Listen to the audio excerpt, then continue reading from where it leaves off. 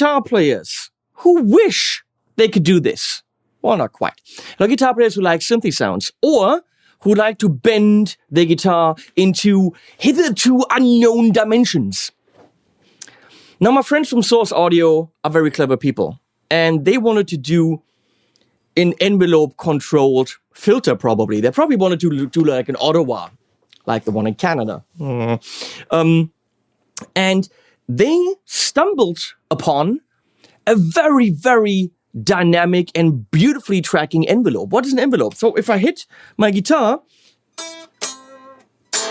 there's a peak, and that peak goes down. So pretty much it's a dynamic curve.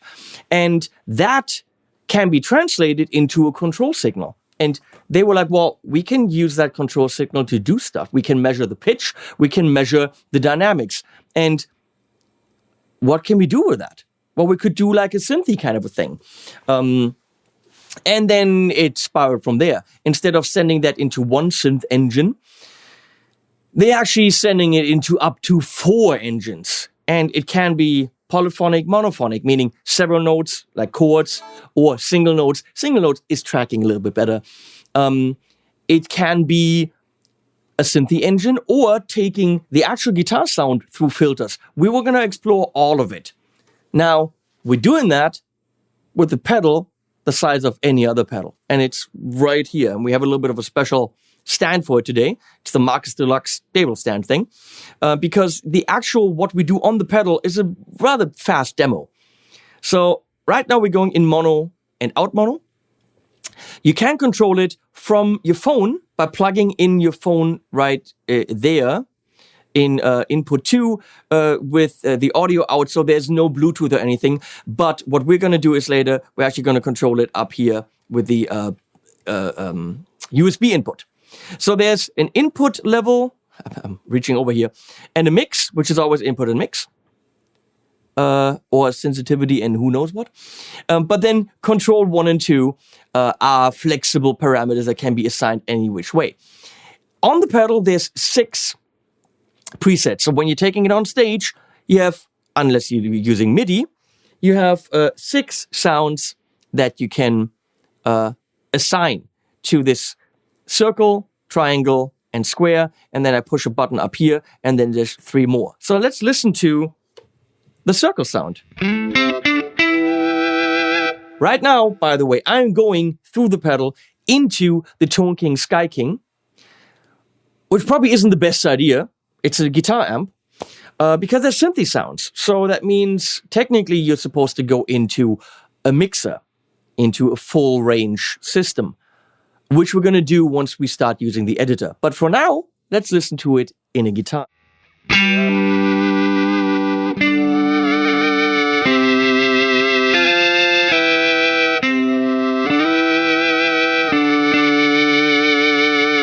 I'm going to add some delay and reverb from the AUX.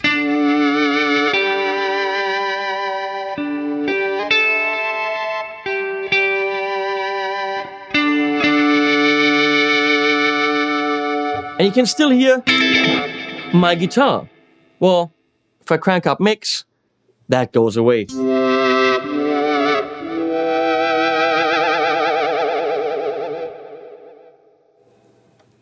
Pitch, it works.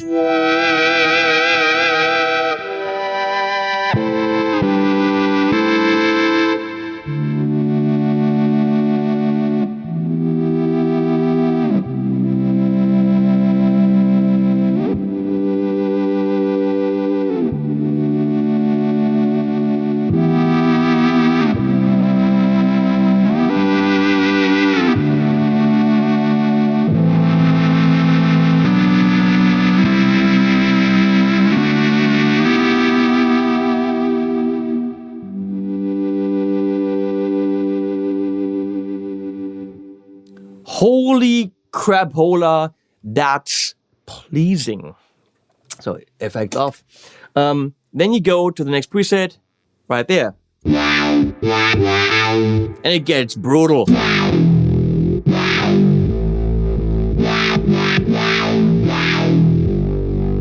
You can see once the note's ringing,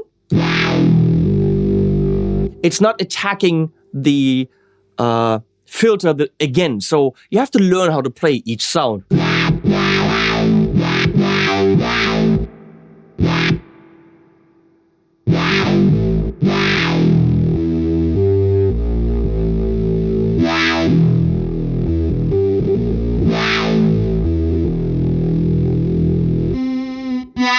Okay, moving on to, actually let's twist this a little bit.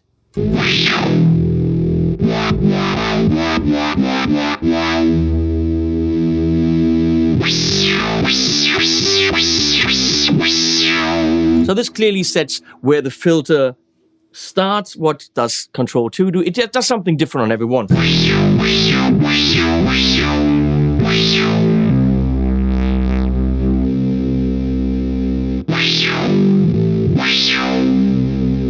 It's not that clear. Okay, next one.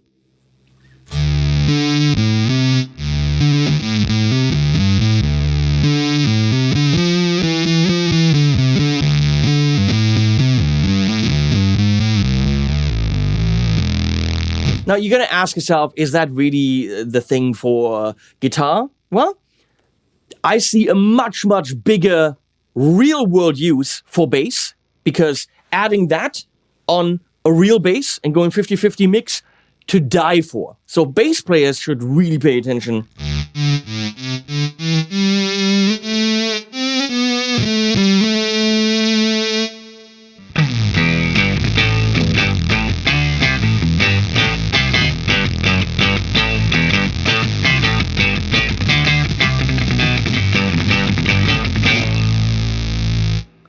Because then you have the immediacy of the bass, or in this case the guitar, but that wow in the back. So technically now, I push this button in the back, and go here, and now I'm on the second bank of presets. And that's a polyphonic preset.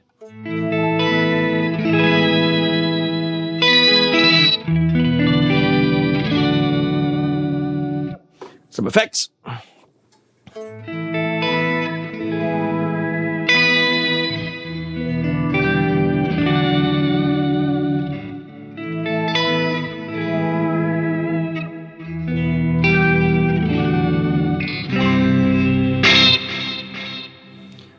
Next one.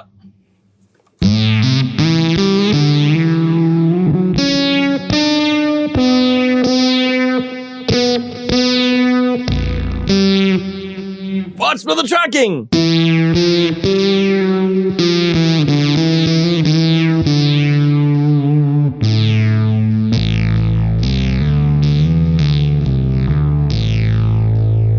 And the last one on the actual box.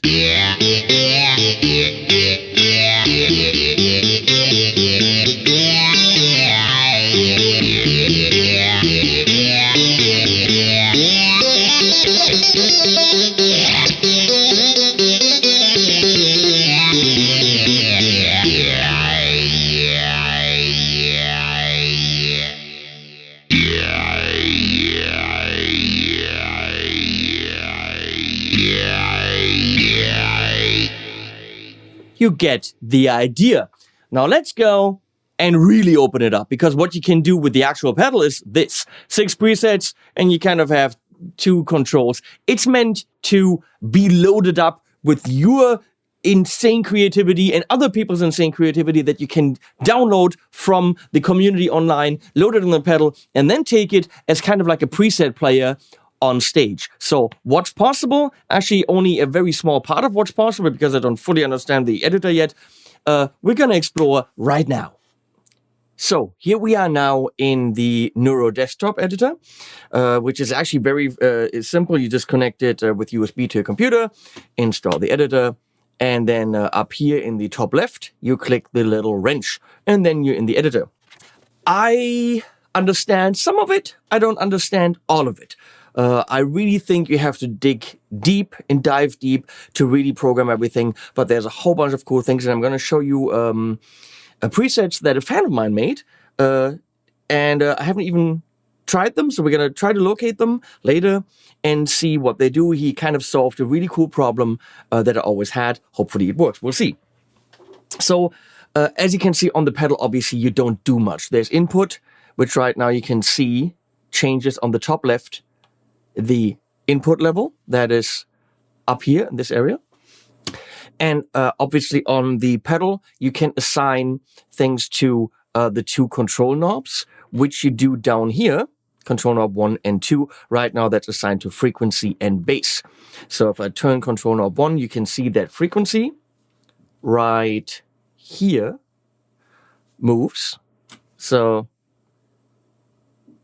and bass will be, oh, My hand disappears. Well, all the way up there in the master section.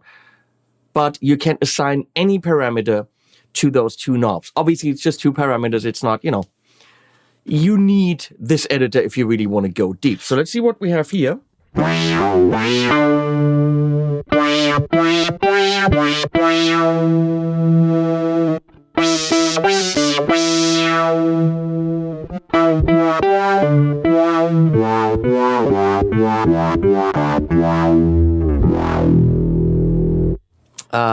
I have a dry wet, which is my mix right here. So right now, if I go wet, I should only have the synth.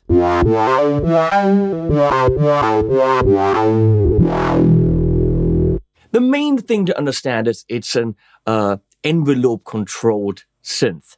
So there isn't an ADSR, which there is an envelope, but primarily the idea is that your guitar dynamics control it.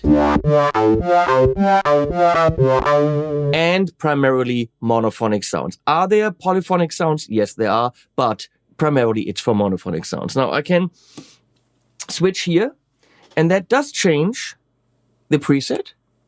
And as you can see, it changes my interface as well.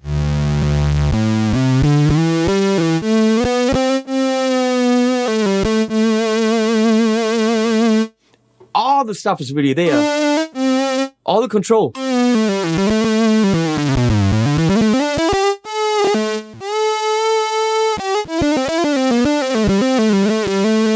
It's a lot of control you have. So, up here we've got input 1, input 2, master, and then whether or not your modulation source is the envelope or LFO. Let's see what happens on this one. I have no idea if we change it to LFO.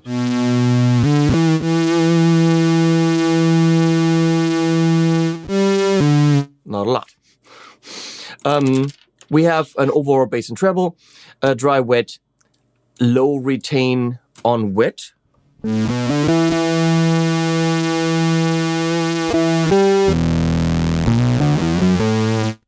No idea. I'm going to say that quite a bit because it is a complex editor and I have not spent a week with it. Output and output balance. So the general idea is you've got 4, let's call them voices or sound engines. Honestly, 4 oscillators in a way. So I'm going to turn 3 of them off and we're going to look at the first one. And that's a saw, which of course can be saw 1, saw 2. Square.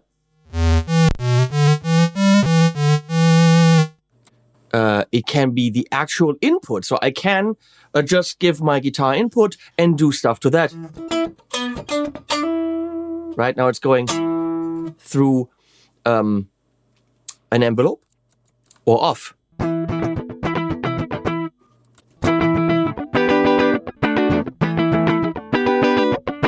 Okay. We're going to keep envelope on 1. Stereo input mix. Shouldn't change too much. I'm only going in mono. So there we have polyphonic pitch. Let's see what that does. So it can accept polyphonic input. Right now it's -1 octave.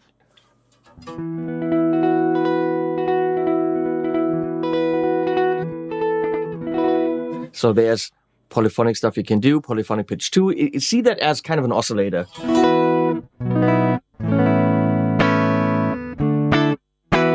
There's a little bit of latency. Okay. Gonna keep that again. Then we have monophonic pitch. Where is sine? Ah, it's used over here.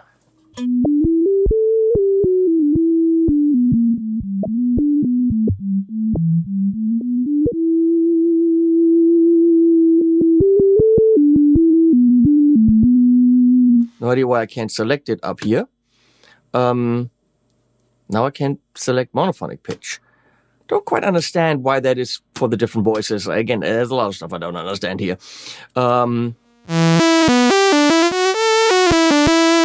Let's be on saw. I can, of course, pitch that up and down.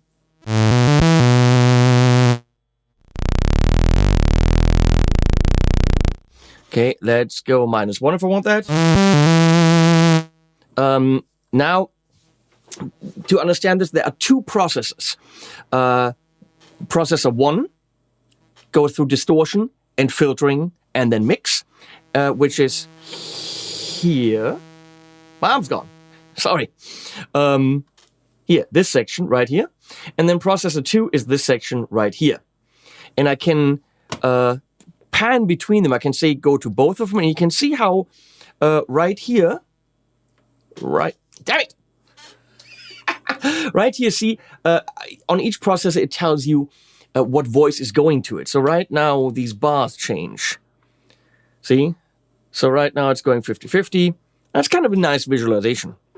Right now, I'm only going to processor 1 with my saw. There's a tremolo on each of the oscillators, which right now is controlled by LFO1. So I go to LFO1. There's 1 and 2. We'll look at that later. There's a detune, which can modulate or not. And I literally have no idea what the F is. I also don't know why they are not yellow. I don't know. Here, back here, you say, again, I don't know everything here, where it's going, distortion and filter, or it's not even going through the distortion and filter section. It's going to the direct out.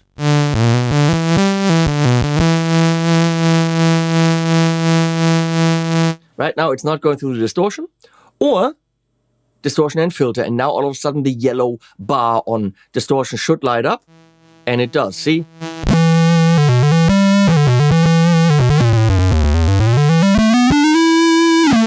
So you can say per voice where it's going. And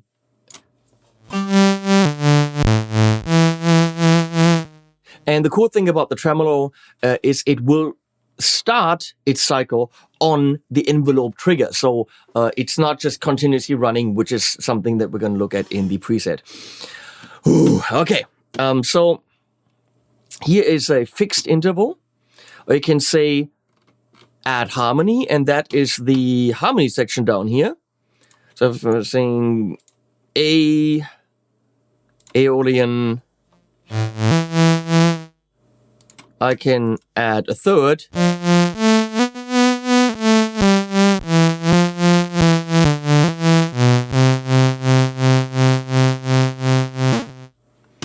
Interval plus harmony.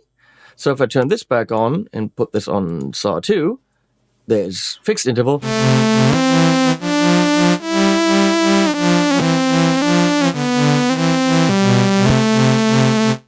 You get the idea. You can play harmonies, or you can add the sequencer to the pitch, which is this whole contraption down here.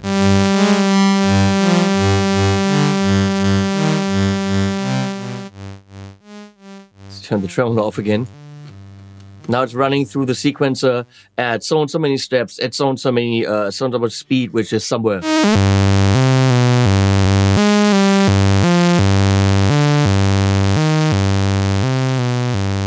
So sequencer 1, somehow I even tell it sequencer 2. Don't ask.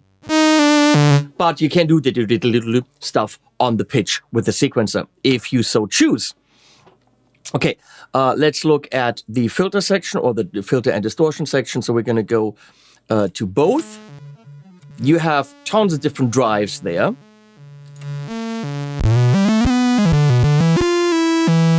Wait, I gotta turn the sequence off. Fixed interval.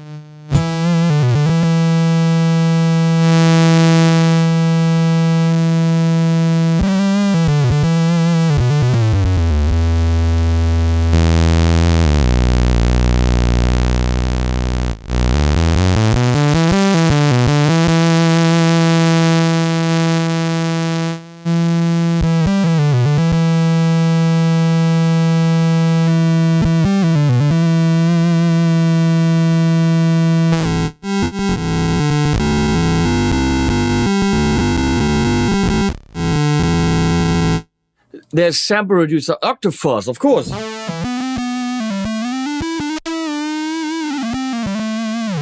Which again, you can put on input. I'm of course not going into an amp right now, I'm going DI into the audio interface, so it's not going to sound amazing.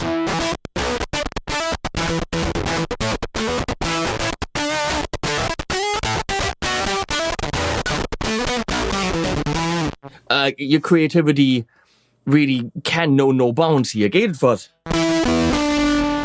You know, that broken up gated fuzz. And so on, and so on, and so on. But I'm not going into an amp. This is probably something with a guitar that should go into an amp. I'm going DI right now. So we're going to go back to my saw. And we're going to turn that off. We're going to turn the filter on.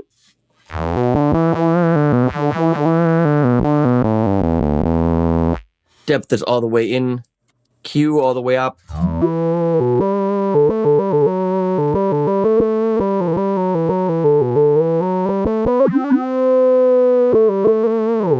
The thing is, there isn't just low pass, band pass, and high pass. Look at these filters. It's ridiculous how many filters there are. Okay, here's your traditional low pass filter. Jennifer low pass filter.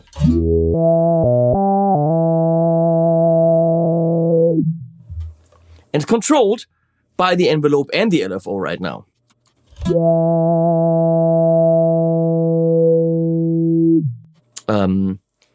Envelope to... envelope to what? That's the thing I don't quite understand.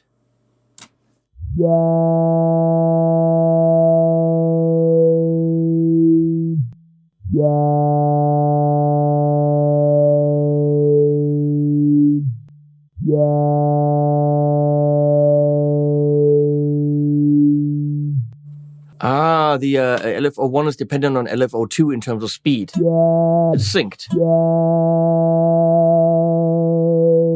Okay. I'm sorry, guys. This is a lot of information, and really, you need to spend time with this. So, the main point is there are a lot of filter types.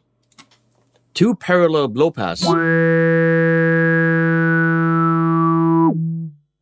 I really like the triple peaks because they sound like vowel filters.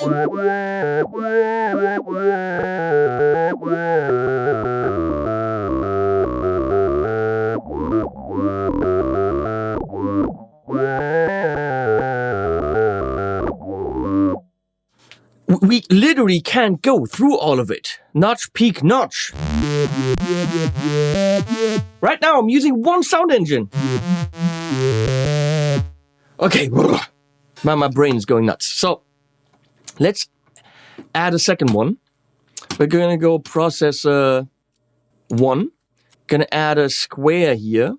We're gonna not -1, we're gonna go normal. To processor 2, but processor 1, we're gonna go left. Processor 2, we're gonna go right, or output 1 and output 2. Which means one is being processed through one's type of filter.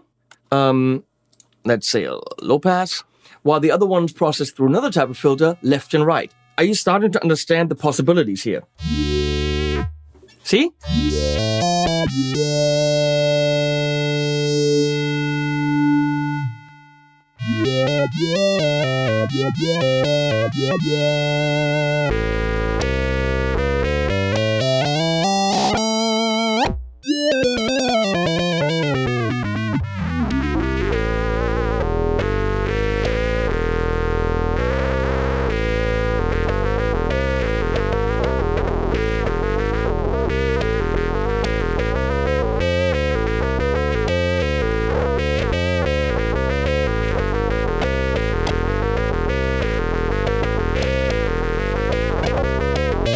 I'm having fun.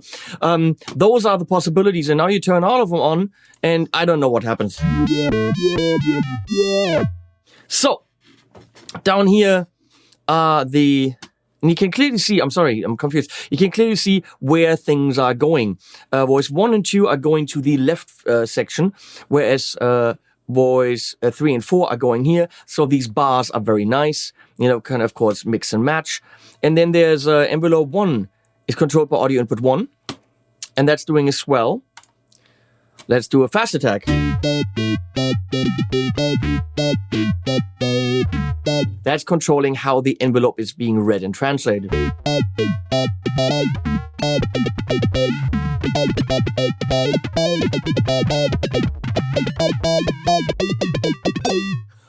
It's absolute craziness. And look at a wide range, adjust, attack, decay, wide range 2, faster decay.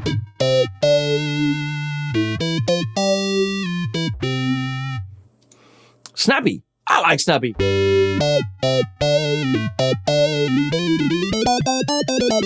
The tracking is ridiculous.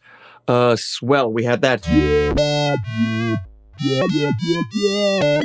More for the, pad things. Adjust. There's an ADSR.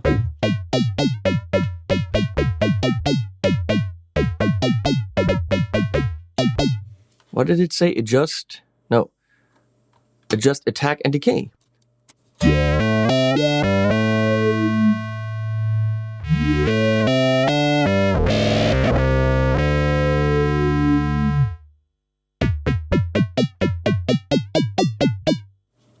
Okay.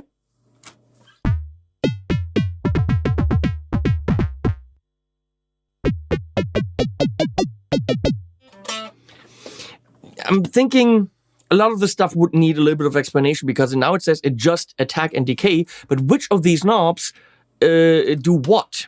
Okay, can you follow me?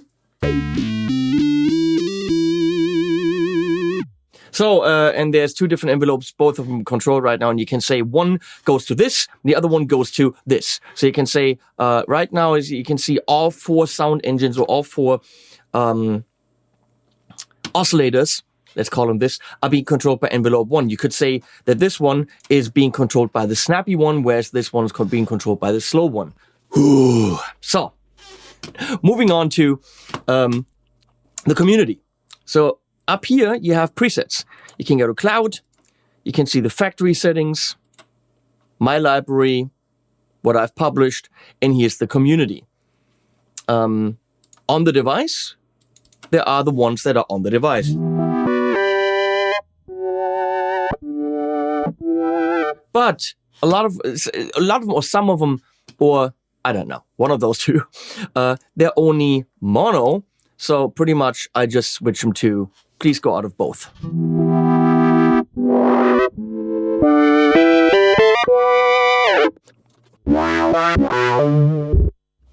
That's what's right now saved on my C4. So if I go to search, C4 synth, submit. Bam, there's all the stuff that right now is available online that people have created for the C4.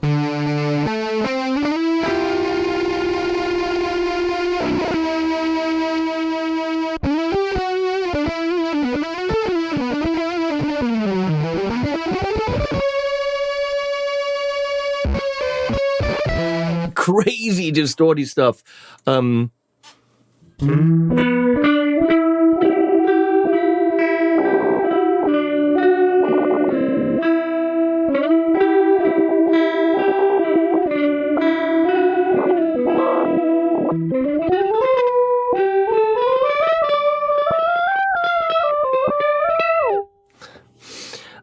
We could probably do this forever.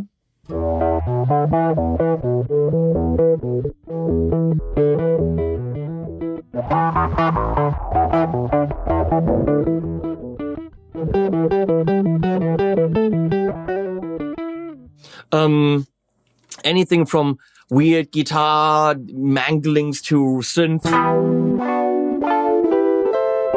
There's clearly harmony in there. If you spend the time to learn this, you'll be able to look at a preset and then twist it to your needs.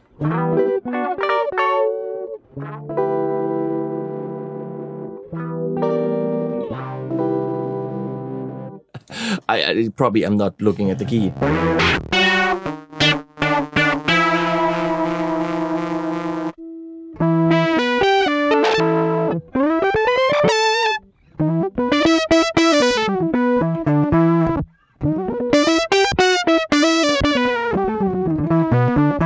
obviously you can do mixed stuff where you assign your guitar to go out of one output and then all the synth stuff out of the other one. You send one to your amp, one to the mixer. The possibilities are freaking endless. And I haven't looked at the phone app, and I don't know how they implement that there. I think it's possible. I think they've done it, but I'm not gonna start that kind of worms.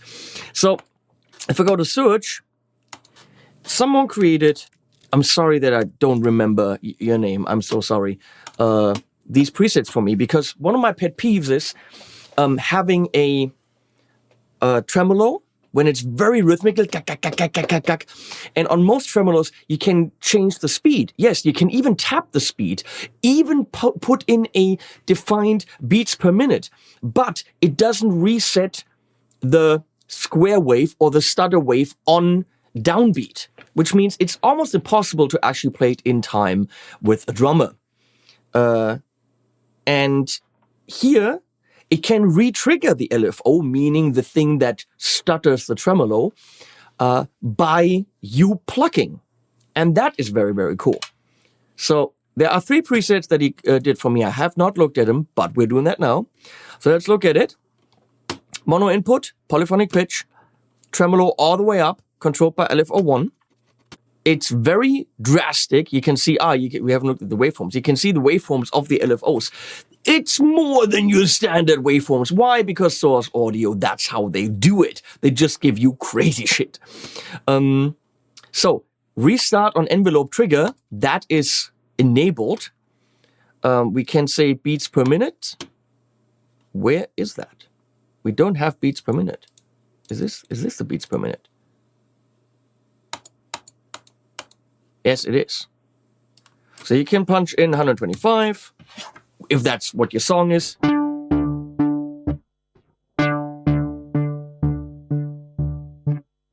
And it's, wait. Damn, oh.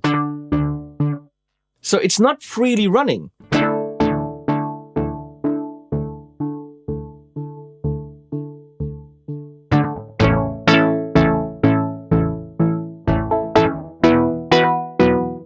And then here, you can say Subdivisions. That's freaking brilliant!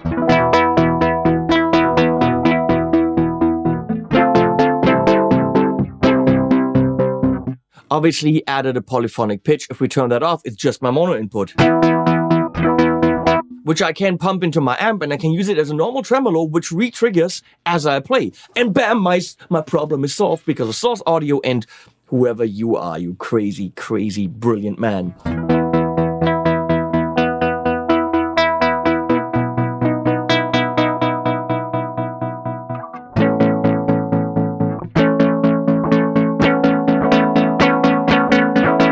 See, every time I attack, it starts again.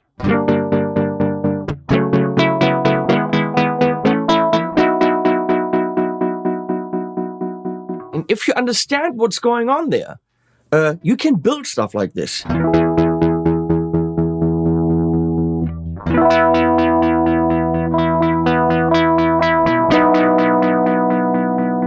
Now, I could turn the filter off and the distortion. It's a little bit loud right now, but then it's really just a tremolo. Let's see, take the input down a bit.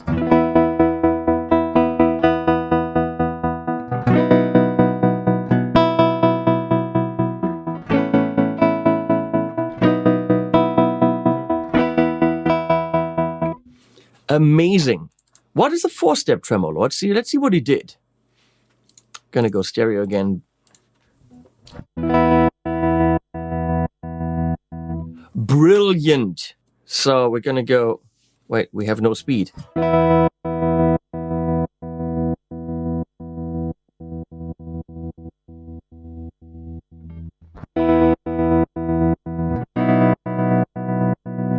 He just used a different LFO. He used a step LFO, which is the 4-step.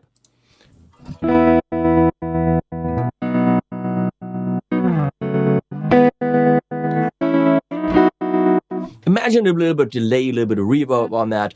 Holy crapola. And it's, again, triggered by me. It's the same every time.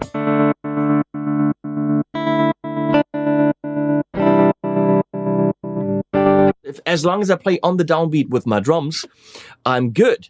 And here we have a very simple square.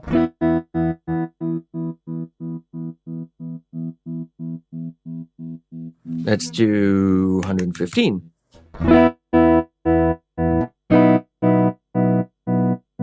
I do 8th notes and bam.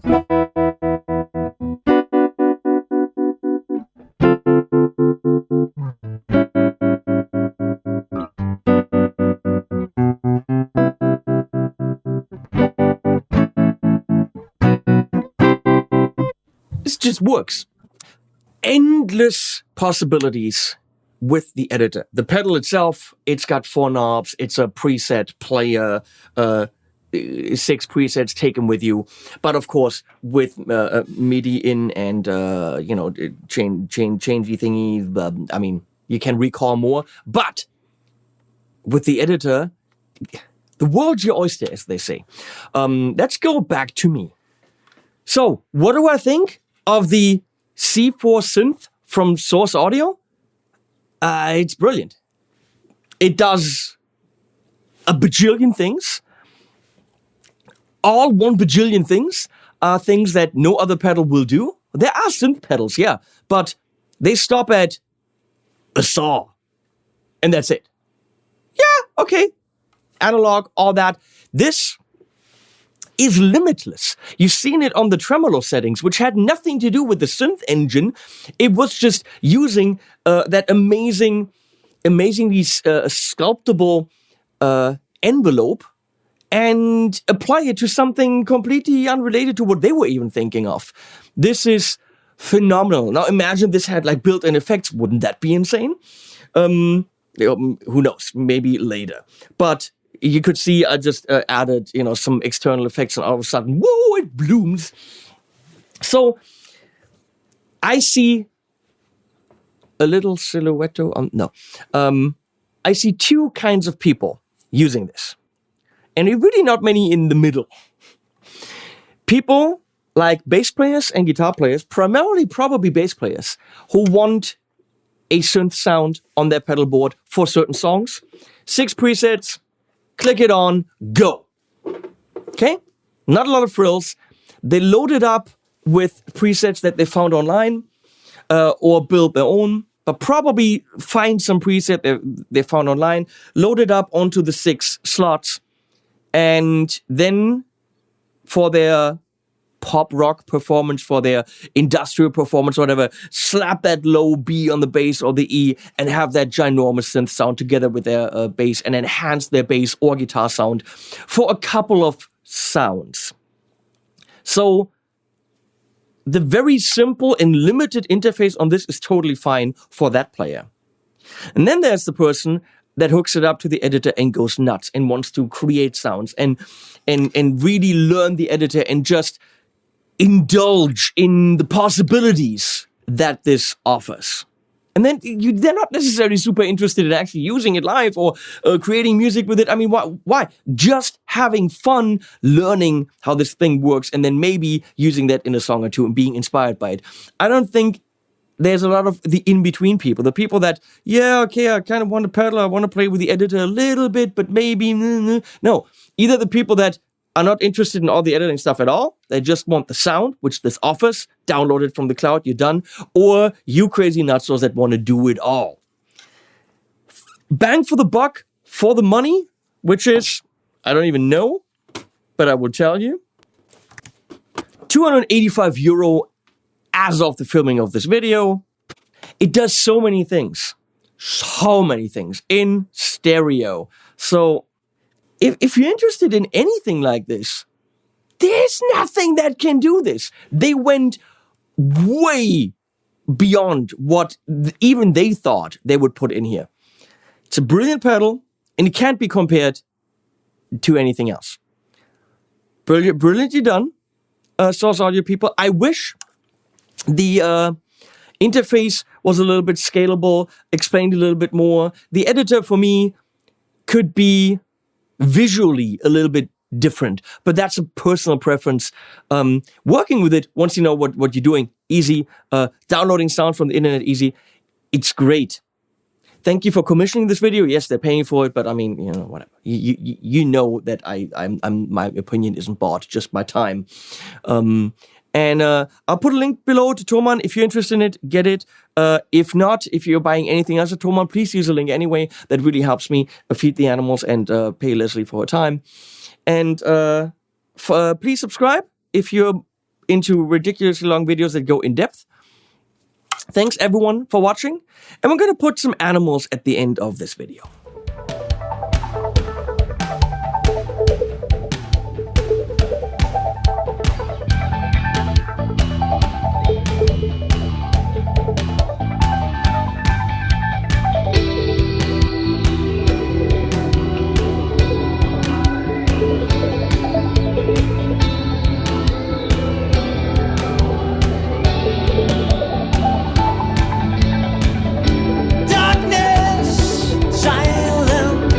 Distant